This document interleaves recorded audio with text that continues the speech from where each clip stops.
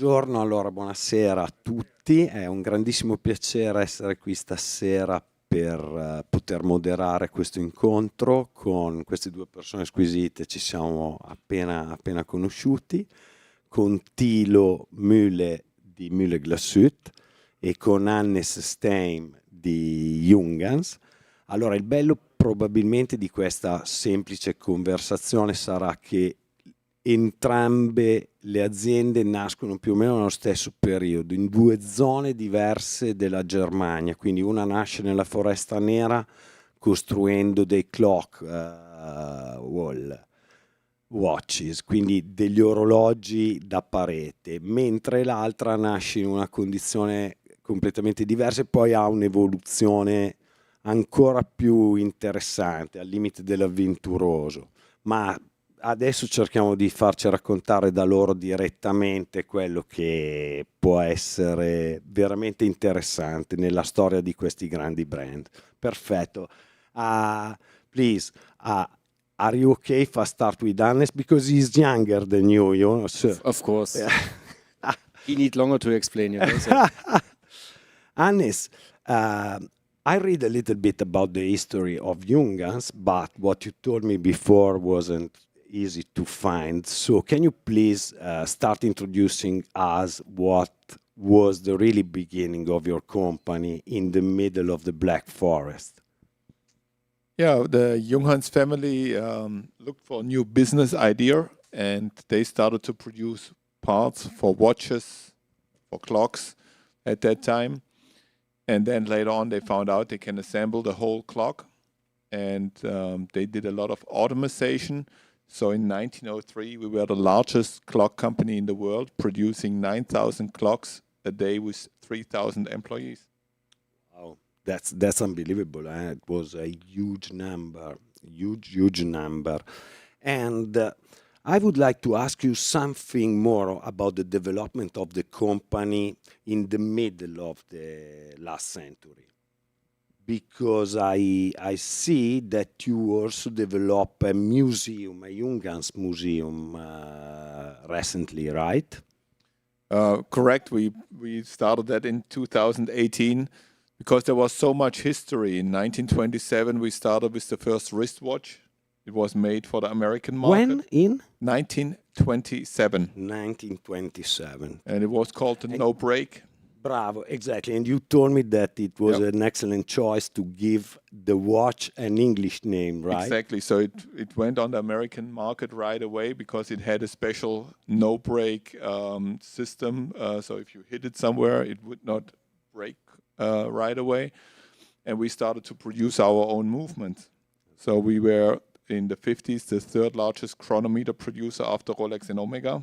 Wow. So there was a lot of history, and then we came with the quartz crisis to the quartz movement. And in 1990... And how you face the quartz crisis? Because this is really interesting, because many company was in a big difficulty at that time. How your company faced this quartz crisis? Well, first of all, Junghans also was a producer of clocks. And so they always adapted from the clocks to the wristwatches. So the miniaturization was always something Junghans did very well. Okay. So they had the system for the big clocks, and they said, okay, we're going to move on. So we were one of the first watch companies in the world to come out with a quartz movement. You really did? Yes. And then in 1990, we came to the new time, the radio-controlled timepieces. Okay. And so we were number one for radio-controlled timepieces in the world. That's good. And we were also beating the Japanese. Wow. So we are very proud of that. And then later on, we had a lot of patents with Seiko on the radio-controlled movements. And so that's one So you used to work together and develop technologies with Seiko? And we were also the first ones with solar and radio-controlled technology. That's nice. So it was big steps for Junghans. And we had a owner at that time, the company Deal, and they invested really a lot of money into that technology, and that drove us. So in between 1919 and 2010, we produced 27 million radio-controlled wristwatches. 27 million? Yes, in 20 years. Huge number. So that was a real huge number. And overall, in today's history, from clocks and watches, we produced over 500 million pieces. 500 million pieces all around the world. Yes. Unbelievable. Sì. Sì, allora chiedo scusa a tutti per chi non aveva capito. Allora, è una storia assolutamente meravigliosa perché loro partono con gli orologi da parete, ma poi sono in grado di sviluppare tantissime tecnologie, iniziano poi a miniaturizzare i primi movimenti, logicamente approfittando del know-how che hanno comunque per la realizzazione di orologi, ma la cosa più interessante, me la stava dicendo adesso, che hanno sviluppato, non lo sapevo, sono stati tra i primi a sviluppare insieme a Seiko gli orologi radiocontrollati e mi diceva di numeri che sono impressionanti, cioè pazzesco, pazzesco. E loro erano già stati all'inizio del Novecento una delle più grandi aziende, fabbriche di orologi con 20.000 orologi prodotti, quindi è veramente molto molto interessante. Spero di aver fatto più o meno un panorama. E poi invece adesso passiamo a Thilo che con Mühle Glashütte ha una storia. Thilo, I was to in Italian and I would like to ask you about your history because it's the company born more or less in the same period but in a two different area in Germany.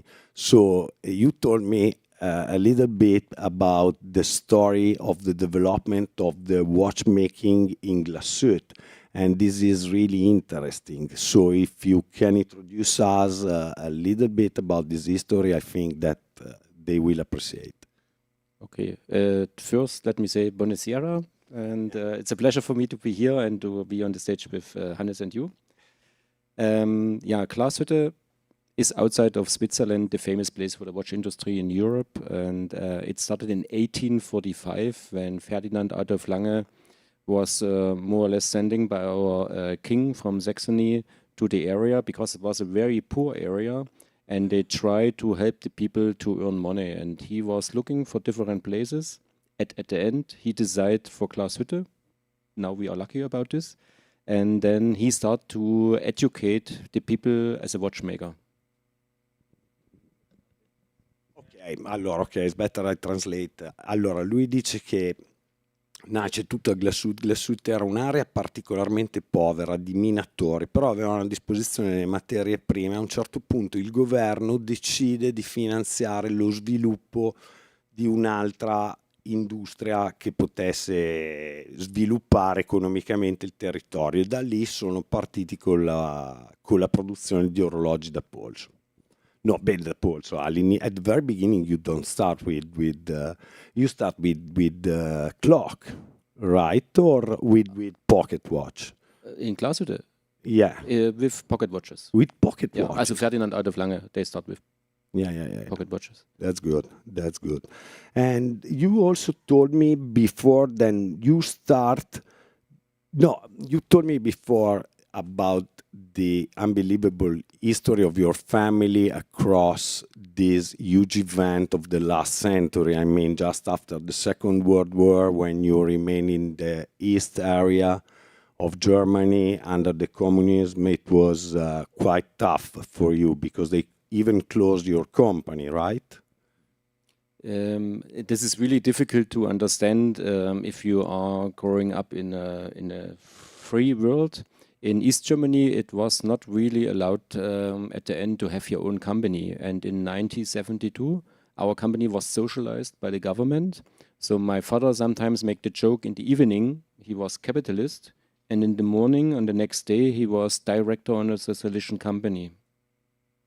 Unbelievable. Allora, quindi questo è particolarmente interessante perché logicamente alla fine della seconda guerra mondiale molte di queste aziende vennero socializzate, e quindi tu dall'essere proprietario della tua azienda ti trovavi a doverci lavorare dentro, quindi è stata una situazione particolarmente difficile, diciamo. Senti, at this point I would like to go ahead. Maybe later we come back a little bit more about the history of Mühle Glashütte because it's really interesting. But the the focus today is about the watch industry transition, and this time seems a little bit difficult. And so I would like to know exactly what you think about what could happen in the next future and how you think to face everything. Please, Hannes. Well, I think it's challenging times for sure. But for the past years, we had a very high peak. So everybody went up with production. In my opinion, also overproduction of pieces. Of course. Just after COVID, it was something a little bit crazy, really difficult even to understand because it was just, you know. Yep. And it's a little bit like in automotive industry.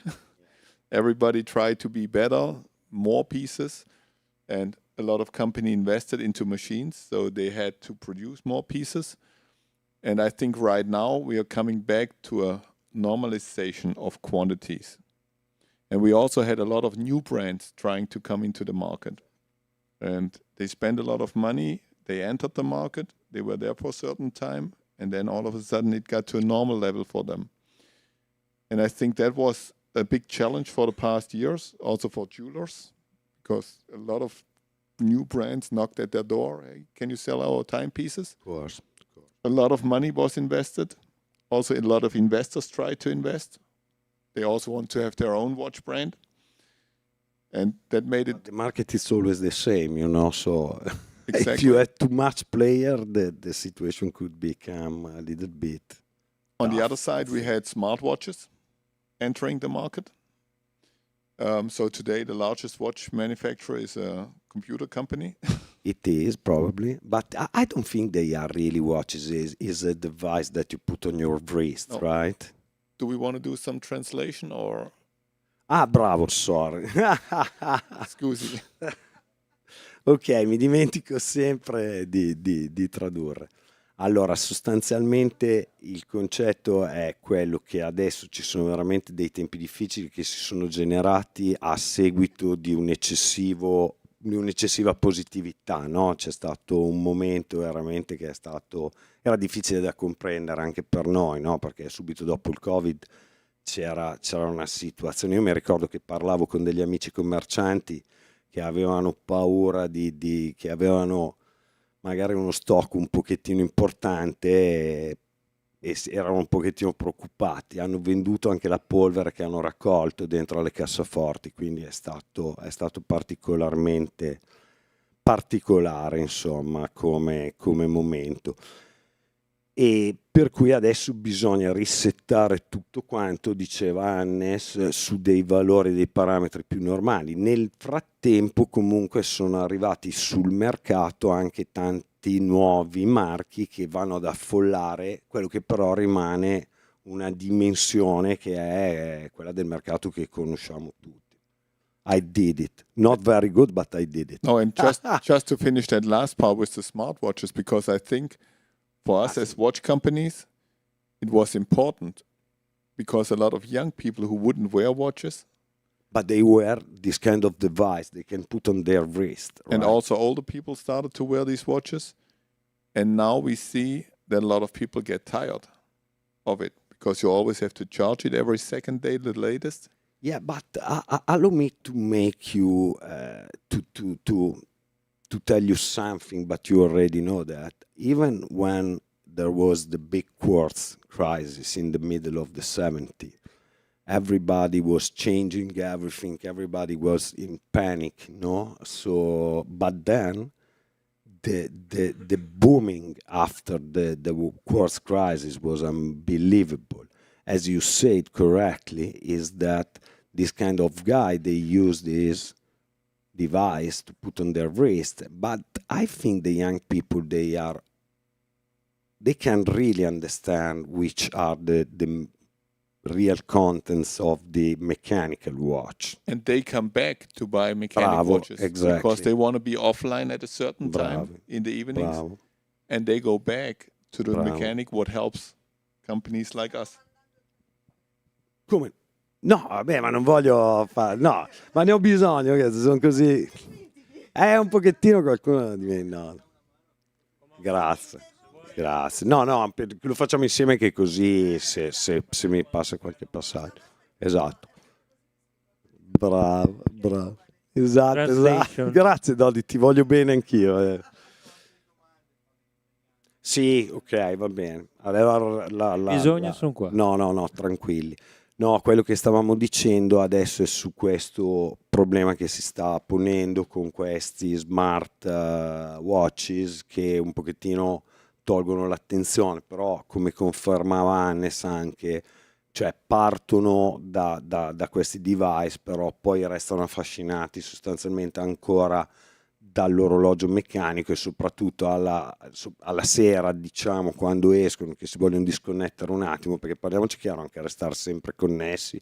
A me non riesce bene, Dodi, di restare sempre connessi, mi disconnetto spesso, quindi no, non puoi restare sempre anche connesso, quindi è qualcosa che forse anche in virtù del fatto che comunque l'orologeria ha già affrontato, no, una situazione del genere con la crisi del quarzo, per cui molto molto bene.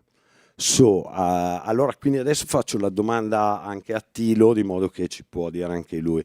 Okay, the main question is exactly like the one I did to Hannes. So, how you think your company could face this transition, this tough time? How you can plan to face this?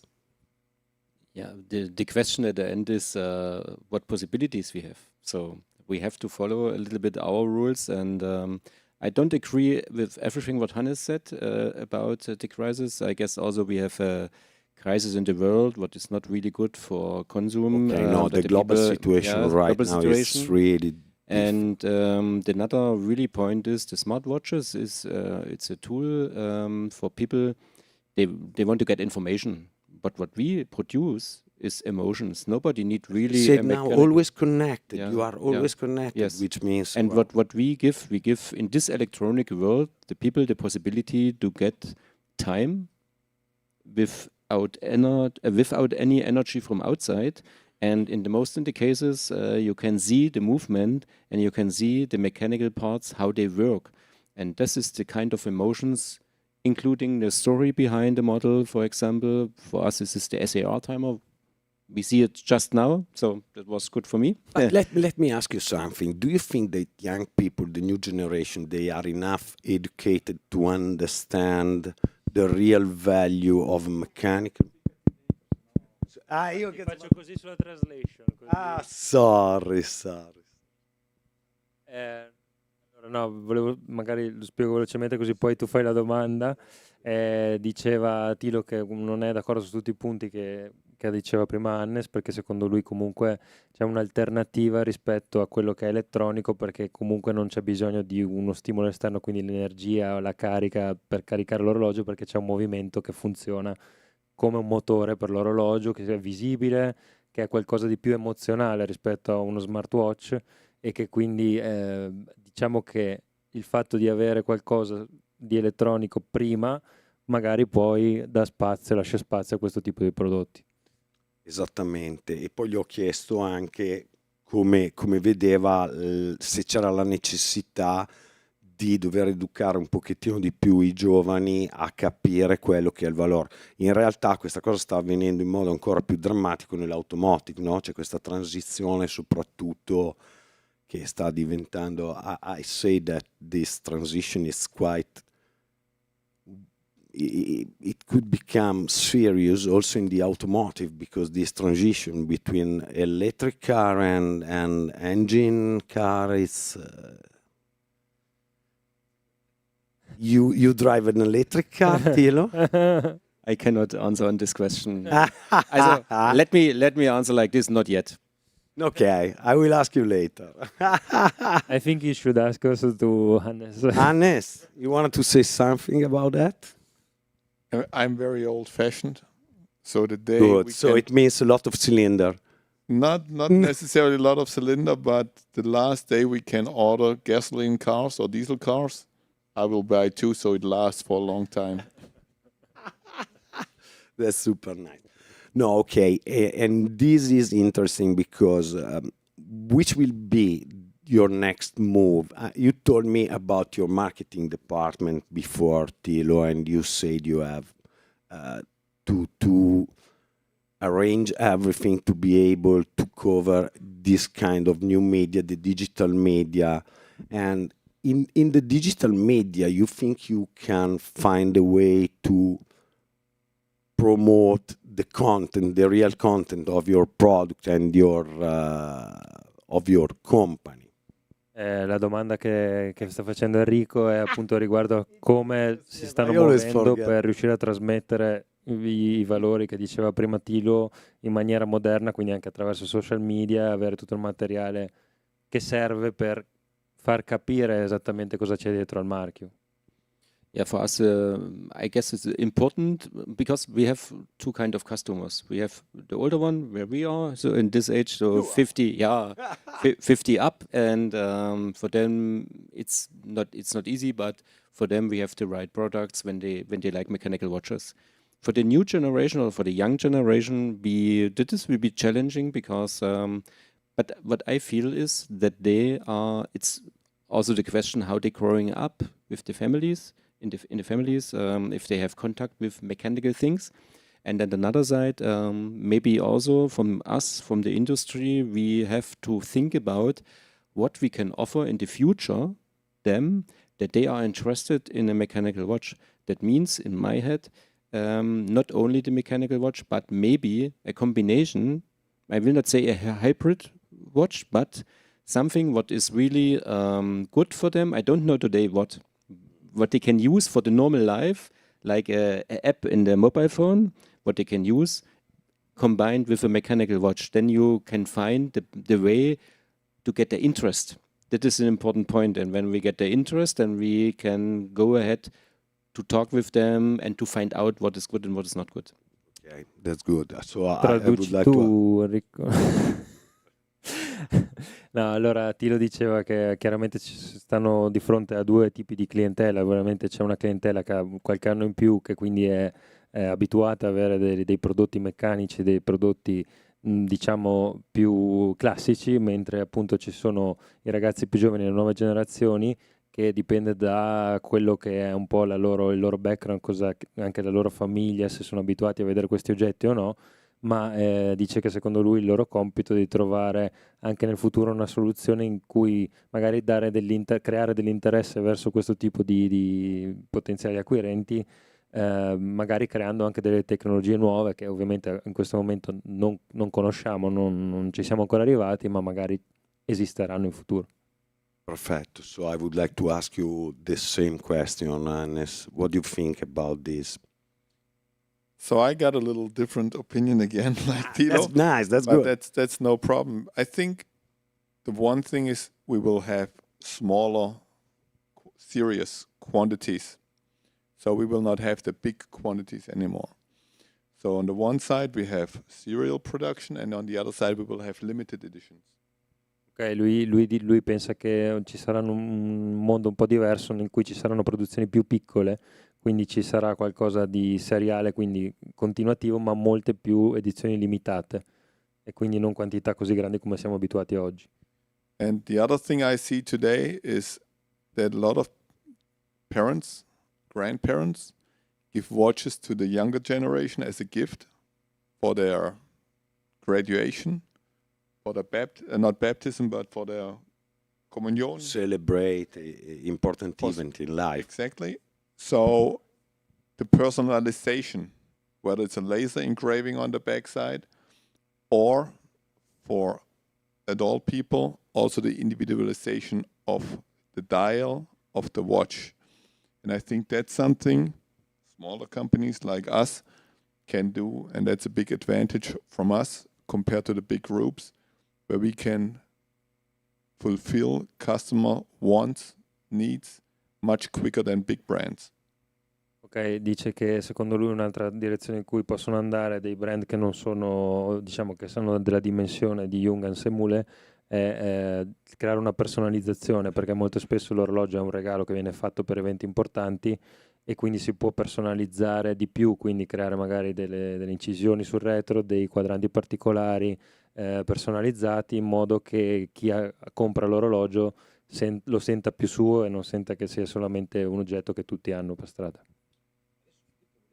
Una domanda a tutte e due: se pensano che il fatto di essere produttori in Germania di orologi, là dove tutta l'orologeria meccanica, insomma la stragrande maggioranza è svizzera, hanno avuto il modo di verificare se è stato per loro un vantaggio di essere marchi tedeschi a competere su un mercato che è praticamente esclusivo di provenienza di una nazione, o seppure sono stati in qualche modo, hanno avuto delle difficoltà a entrare in quel mercato proprio perché è pieno di svizzeri. Ci diamo il cambio, faccio io l'inglese. No, I do that in English. No, I would like to ask you if you have found during your job experience that being a German watchmaker, it has been an advantage or a disadvantage in facing the market, because I mean the market is done for, I don't know, maybe 99% from Swiss brand. Being a German brand, it has been an advantage or not? It's also not easy to answer to this, because when I was, I'm now 25 years in the company, you know, so when I was young and I was traveling for the brand, I was on the airports and I saw all the time the Swiss brands, and I never realized why they are not interested in a German brand. And then you have to realize that the Swiss made is up to the German made. The German made is for car industry, for machine and like this is good, but not for the watch industry. So now I guess we have the good situation, for example, in Glashütte, that we have a lot of brands, and all of them we pay attention to the made in Glashütte, made in Germany, also Junghans, also for example Sinn in Frankfurt. So we have a lot of interesting brands, small brands. They we will not competitors of the Swiss, but we have now, for my brand, we find our frame.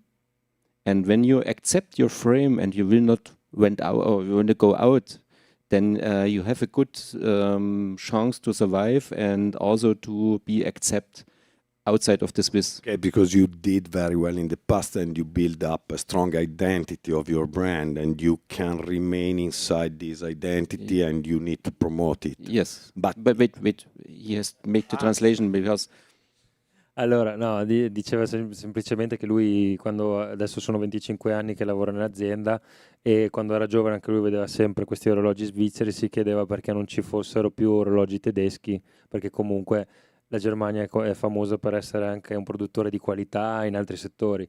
Quindi lui dice sicuramente non possiamo competere con la Svizzera, perché comunque sono nella coscienza di tutti il top del livello dell'orologio, l'eccezionalità. Però dice, se noi abbiamo trovato la nostra dimensione come azienda tedesca che produce prodotti di qualità di un certo tipo, e dobbiamo accettare che la nostra identità è questa, e non devi voler diventare qualcos'altro, perché per forza non lo diventerai. Esattamente. And just let me say something for Glashütte. For example, 4 brands from the 10 brands of Glashütte are owned by Swiss. You know, it's Swatch Group owned Glass Original Union. Richemont has Lange & Söhne, and Moritz Grossmann is all financial by Swiss guys.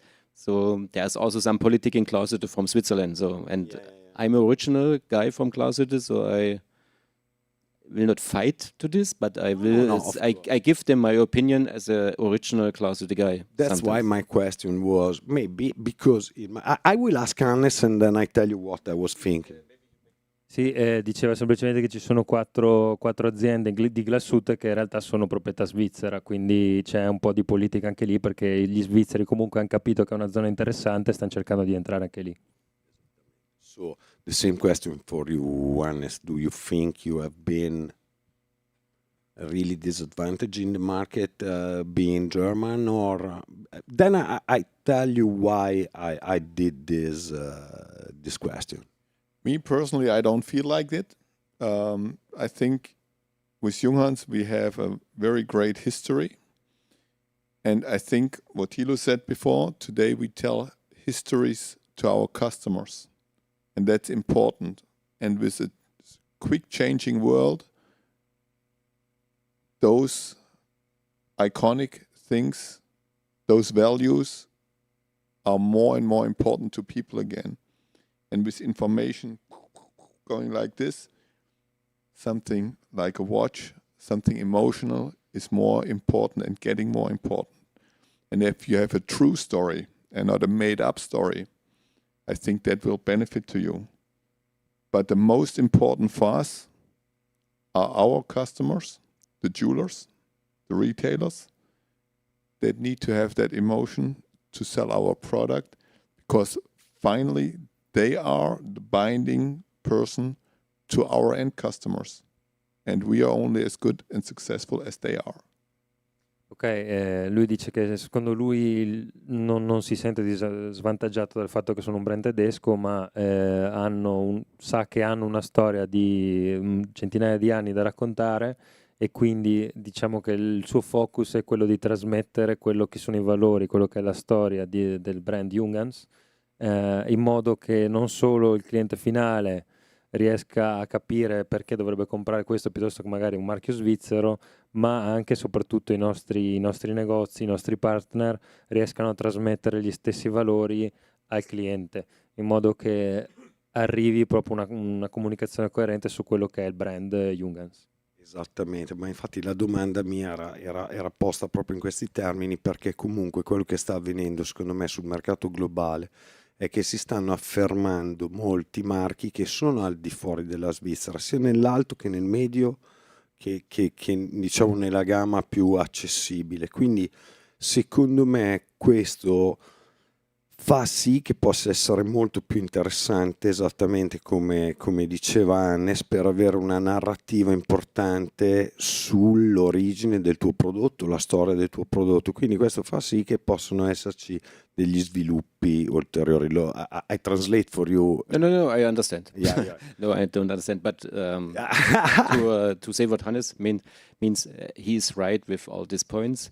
But your question was compare Switzerland to the German watch industry, and when I only look from the turnover of the German brands and the turnover of the Swiss brands, we are nothing, So we have accepted this. What you mentioned, it's right. We have to find our way to have the success in the future. And this is the points where we go out with our personal energy to find solutions for all of us, for the retailers, for end consumers, for us as a brand. This is the different for this. Diceva Thilo che ovviamente anche lui è contento dal punto di cioè è d'accordo dal punto di vista di quello che stava dicendo Hannes, perché chiaramente lui prima parlava diciamo un paragone più a livello numerico di quello che è l'economia degli orologi svizzeri rispetto a quella tedesca, però è d'accordo anche lui che, visto che ci sono delle storie da raccontare e non sono brand che sono stati creati ieri, ovviamente dobbiamo far capire questo a chi vende il prodotto e a chi lo acquista. To also add to Thilo, I think if we look at a brand like Breitling and look at the history of Breitling for the past 20 years, they were a small company and they grew to that level where they are today. Successful story. But you see what money they have for this. Who spent the money on it and how successful they were with certain models. But on the other side, do I want to be like a big brand like Breitling, like one of the big Swiss groups? I'm in a much better position. And that's why I'm not at all jealous or want to be in their position. Because their fight right now is a way bigger fight than what we have as small owned brands, where we can be much quicker, where we can change over with the strategy much easier. And we don't have that fight. And at the end, I think that's something where we can fulfill the dreams of our customers much quicker and much better than the big brands. And I think that's why I'm not jealous and why I think we are in a good position. And yes, Swiss made is the one thing, we also got Japanese made, what is very important too, because they are good watchmakers as well. And I think Germany found their way to also survive. And now, like Mühle and Junghans, we are working together in certain regions or certain technologies. And I think that helps for the end customer. And I think that's important for the future of the German watchmaking. Exactly, but not, let me add something, not only for German watchmaking, because what I can see is that almost worldwide are arriving some small independent brand doing very well, plenty of history like you, so they can tell something a little bit different than the usual storytelling from the Swiss brand. So maybe customer could be interested in this kind of new storytelling, in add to a collection a product coming from Germany with a different story, with maybe they already coming out with product a little bit different, because of course I think that any product is a mirror of the culture that is around the company that is in a specific area. I hope that I have Faccio been enough. il punto della situazione. No, allora Hannes diceva che chiaramente il fatto che loro sono un brand più piccolo e che non sono parte di un gruppo, di un grande gruppo, a lui non dispiace così tanto, perché chiaramente i grandi gruppi in questo momento hanno delle sfide molto più importanti rispetto alle loro e sono molto meno flessibili su quelle che sono le soluzioni per affrontare questo tipo di problematiche, questo tipo di situazioni. Perciò lui, diciamo che sta bene dove sta e pensa che sia Mühle che Junghans saranno in grado di soddisfare di più i bisogni di quelli che sono i clienti attuali. E poi appunto Enrico diceva che chiaramente adesso oltre ai tedeschi c'è anche il made in Giappone, per esempio, e ovviamente sono tutte delle situazioni nuove che hanno i loro valori, che sono molto diversi da quelli che sono l'orologeria svizzera. Esattamente, poi io devo stare molto attento a quello che sto per dire, però diciamo che il fatto che ci sono nell'orologeria svizzera questi grandi gruppi finanziari della moda che tendono ad avere un approccio nei confronti dei marchi che è molto, e va benissimo, per carità, non è una critica, però è molto rivolto al mercato e quindi spersonalizzano l'identità. Esattamente, quindi io che sono un grande amante dell'orologeria indipendente, di quella che ha una storia originale, di quella che ha una storia particolare, mi entusiasmo sempre quando mi trovo di fronte a questo genere di situazioni. Poi bisogna sempre vedere il mercato, loro hanno grandi possibilità di fare grandi investimenti, marketing e comunicazione e dominano, però io mi metto nei panni miei, di molti miei amici, che quando vanno alla ricerca di un oggetto da aggiungere a una collezione, che sia piccola, che sia grande, cercano questo genere di offerta, questo genere di prodotto, qualcosa che abbia un po' più di spirito, no? You want me to translate it or you want to translate? No, you can ask directly. I just add that maybe sometimes in the Swiss watch industry, this kind of big, huge financial group, they are just market oriented, so they are just doing well. They are right. I mean, they need to sell and they need to create a lot of work and people, employee and everything, which is good.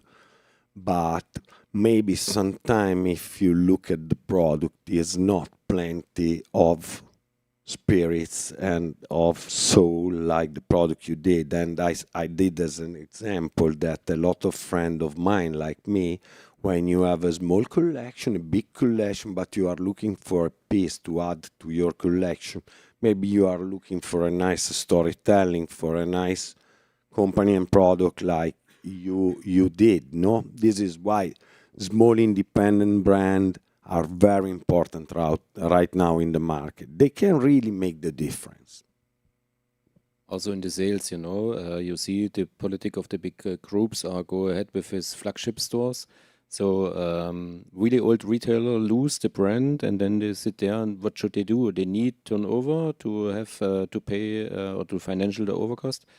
And so it's for us also a good chance to give them the possibility together with us for developing together and to have maybe success. Not the same like when you lose a big brand, but it could be a way for the next years, you know. So this is also challenging that they give us the possibility as a partnership for this, and then we have the success together. This is my inside feeling to develop both of them, also Questo è brand and importante retailer. tradurre, perché comunque lui dice che i grossi marchi adesso stanno andando sempre di più nella direzione di farsi il loro negozio, di farsi il loro flagship store, e questo ovviamente crea un problema ai negozianti, crea un problema alle gioiellerie, perché vengono abbandonati, tra virgolette, da questi marchi, mentre quello che stanno cercando di fare loro è cercare di aiutare appunto chi fa questo mestiere per offrirgli un prodotto, cioè per dargli un prodotto da offrire ai clienti che sia di qualità, che sia di valore. Esattamente. We have 2 more minutes. 2 more minutes. So I if think you it's wanna enough. ask- We can stop now. It has been very nice. Thank you very much, Thilo. Thank you. Thank very you, much. everyone. Thank you. I hope everybody's happy, and please apologize if sometime I forget to translate. Okay. Any No, Sì, thank ho you very much. dimenticato di tradurre anche i ringraziamenti. Grazie a tutti. Magari È stato, facciamo un round di molto domande. divertente, però veramente parlare con loro poi è proprio il mio tema. Io Qualcuno, qualche domanda magari? adoro gli indipendenti. Qualche domanda dal pubblico? No. Mr. Campedelli, please.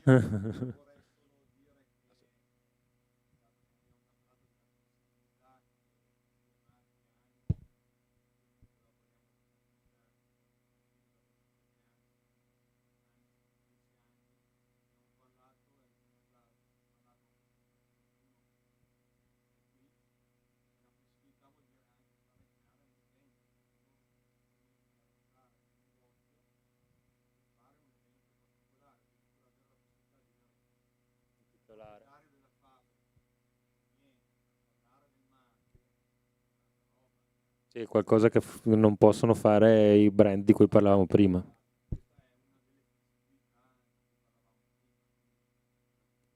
Oh, he's just saying that one thing that, for example, we can do with brands like you is that we are hosting an event at the retailer shop, and you come personally to show the product, to tell your story, and this is something that you obviously don't find in the big Swiss brands.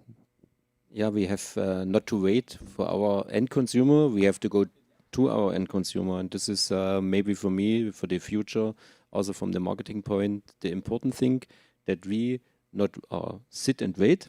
We have this problem, you know, or we talk about this, so that we go forward to give them the good feeling that we are touchable, so that they can also talk with us and that we are normal people behind the brand, you know. And we can more or less give the emotion much more better when you're the owner in the brand, and also when you have a watchmaker with you, then you are the salesperson, for example, you know. Ok, beh, praticamente sta dicendo che ovviamente per loro ormai siamo arrivati al punto in cui la cosa importante è far vedere che dietro a questi brand ci sono delle persone normali, delle persone vere, che è il momento di andare noi verso il cliente finale, di non aspettare che vengano loro da noi a chiederci le cose, ma di essere noi propositivi e di far vedere appunto perché siamo diversi rispetto a quello che è. Va bene?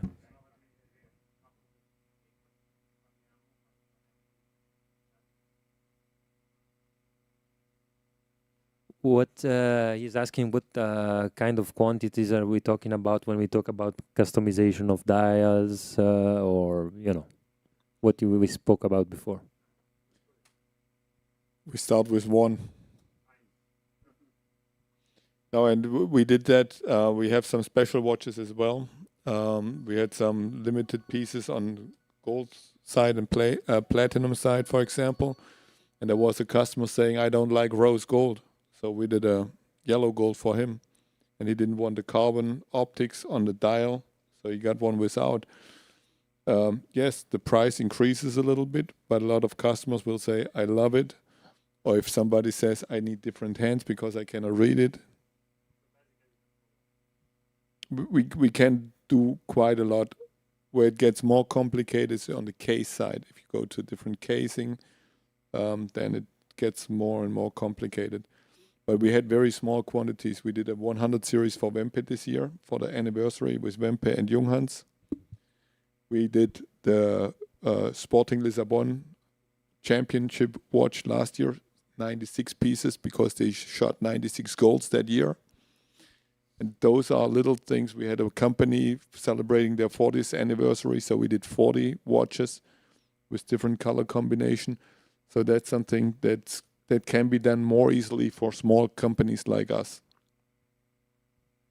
Faccio una breve traduzione, diceva che praticamente per la personalizzazione partiamo da quantità anche molto piccole, perché chiaramente hanno fatto diversi progetti anche con 40 pezzi, con 100 pezzi, ma comunque ovviamente magari se la produzione più è piccola più il prezzo magari aumenta, però c'è la possibilità di farlo, quindi loro sono molto più flessibili rispetto ad altri brand più grandi. Direi grazie a tutti. Grazie, Thank grazie you, mille. thank you.